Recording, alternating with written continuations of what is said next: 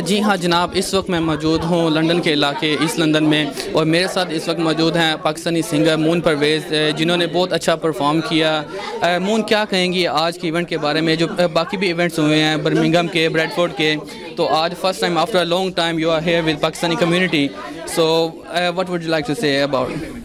सबसे पहले जी अस्सलाम वालेकुम और सब देखने और सुनने वालों को मेरा सलाम।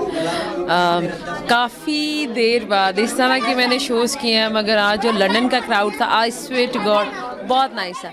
हर जगह पे हर तरह के शोज़ किए हैं, मगर कुछ खूबसूरत मेमोरीज़ होती हैं, शायद ये उनमें से एक होगी, टॉप ऑफ द लिस्ट इंशाल्लाह।